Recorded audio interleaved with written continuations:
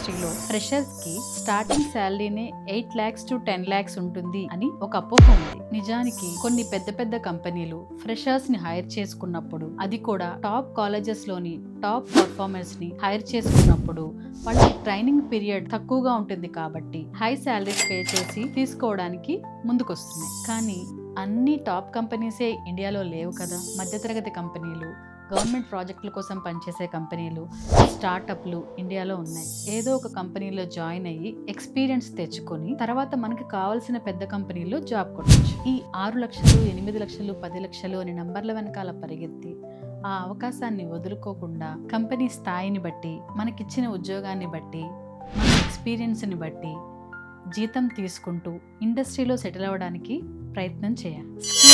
Job కి అజయ్ కి సాథ్.